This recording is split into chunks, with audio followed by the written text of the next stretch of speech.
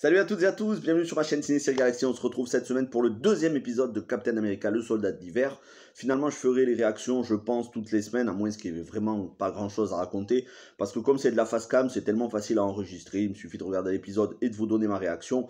Par contre, je vais essayer de faire des réactions assez courtes, beaucoup moins que 10 minutes quand même. Alors, on rentre direct dans le vif du sujet, c'est 100% spoilers, évidemment. La dernière fois, donc fin du premier épisode, on avait laissé avec l'introduction de Captain America, ou plutôt la révélation qu'il y a un nouveau Captain America désigné par le gouvernement US. Cette fois-ci, on va faire un petit peu plus connaissance, beaucoup plus connaissance avec lui. Donc, il est joué par Wyatt Russell. Le personnage s'appelle John Walker.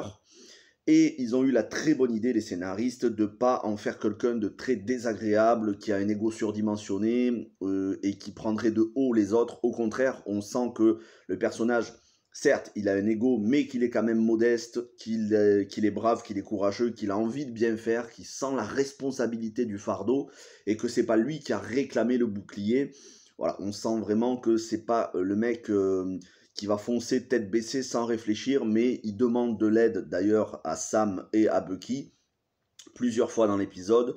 C'est quelqu'un qui est coopératif, mais voilà, il a été désigné par le gouvernement US, il a accepté cette mission, et pour lui c'est un honneur. Bien évidemment qu'il y a tout le fast autour. D'ailleurs, il y a cette espèce de séquence de Super Bowl où c'est pas vraiment le Super Bowl, c'est l'introduction, mais ils ont fait comme si c'était le Super Bowl avec les paillettes, les pom-pom girls. Enfin, en l'occurrence, je crois que c'est des mecs, les pom-pom girls, là, je me souviens plus exactement.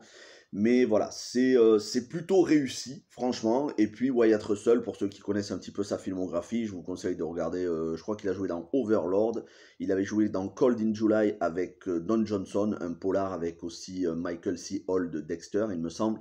Bref, un très bon acteur, le fils de Kurt Russell. Pour ce qui est du reste de l'épisode, la réalisation est toujours au top, c'est impressionnant, c'est digne d'un blockbuster, c'est vraiment pour moi Captain America 4. Pour moi, c'est Captain America 4. Les effets spéciaux, les cascades. Il y a une séquence sur l'autoroute, quand vous verrez l'épisode, à moins que vous l'ayez déjà vu, ça fait penser à Matrix Reloaded avec le combat entre Morpheus et je sais plus qui sur les camions sur l'autoroute. Donc c'est vraiment, ça a déjà été repris, hein. Cette séquence a été reprise plusieurs fois au cinéma par la suite, mais c'est vraiment digne d'un blockbuster à 150-200 millions de dollars. Et bien évidemment, c'est pas ça pendant 45 minutes d'épisode, parce que l'épisode est assez long, et ça c'est une très bonne... contrairement à WandaVision où c'était trop court, là pour le coup c'est 43-44 minutes, c'est vraiment très bien.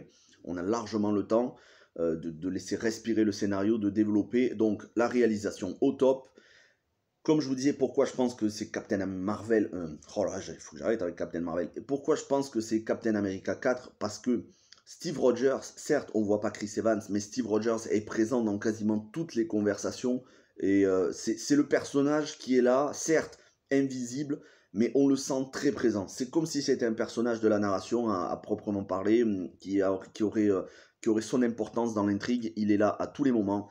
Énormément de références au snap de Thanos, aux événements qui se sont déroulés avant, justement durant Civil War, où une partie des Avengers était en rébellion contre le gouvernement américain. Donc là aussi, on est dans la cohérence, la continuité. On sent que c'est le renouveau post-Avengers Endgame. Ça fait plaisir et en même temps, ça fait un petit pincement au cœur de ne pas revoir Chris Evans, en espérant qu'un jour on puisse le revoir, ne serait-ce qu'un petit caméo dans le MCU. Tout est possible, mais voilà, c'est vraiment un très très bon boulot de réalisation. Et venons-en au cœur du sujet, à la fois les méchants et le duo Bucky-Sam. Les méchants, on est face à des super soldats, on n'en saura pas encore plus sur cet épisode, sachant qu'à la fin de l'épisode, le duo décide, notre duo de héros décide d'aller rendre visite au baron Zemo en prison, donc Daniel Brühl, ça sera sur le prochain épisode ça. Mais pour ce qui est de ces anciens soldats, enfin de ces super soldats, c'est des jeunes idéalistes, limite terroristes sur les bords, qui n'hésitent pas à se sacrifier, pas comme des kamikazes mais presque, donc assez balèzes au niveau du combat.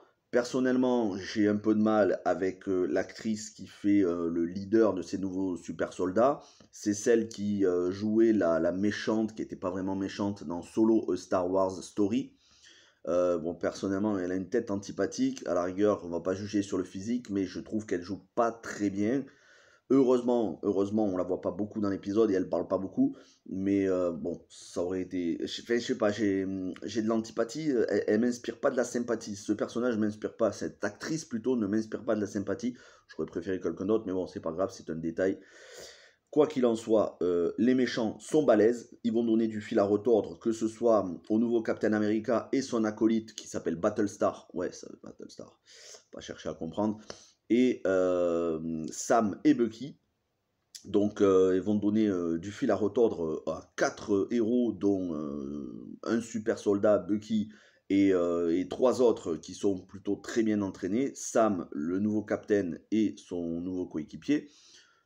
Quand même, c'est bien, c'est une très bonne chose. Après, ça fait très Europe de l'Est, guerre froide qui s'est pas terminée, parce qu'il y a une partie qui se passe, je crois, en Slovaquie, à Bratislava, je crois, dans l'épisode. Donc là aussi, voilà, on est dans la continuité de Captain America et les soldats de l'hiver. Grosse référence à Hydra, grosse référence au passé de Bucky. Et puis, ce duo qui fonctionne à merveille pour l'instant.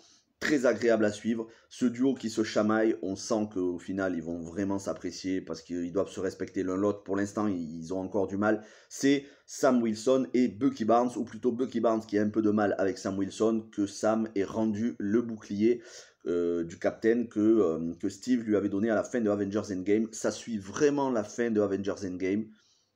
Bucky ne comprend pas, il a vraiment du mal avec le fait que ce soit quelqu'un d'autre, que quelque part Sam ait trahi un petit peu les volontés de Steve. Bon, on comprend pourquoi, parce que le fardeau était trop lourd. Voilà, donc ils vont mettre leur grief de côté avec une petite séquence chez le psy que vous avez pu voir dans la bande-annonce qui est assez amusante. Mais voilà, ils se remettent en route et pour le coup, ils forment un duo très solide. Il y a de la punchline, il y a de l'humour, on sent quand même une certaine admiration et du respect l'un de l'autre, même s'ils ne se le disent pas. Vraiment un très bon épisode, ce second épisode, et j'ai hâte d'être à la semaine prochaine. Et je pensais pas vraiment être, je vous l'avais déjà dit dans l'épisode précédent, mais je pensais pas être aussi hypé et aussi enthousiaste sur cette série. En 2 épisodes, je suis plus enthousiaste que toute la saison de WandaVision. Et pourtant, j'ai bien aimé WandaVision.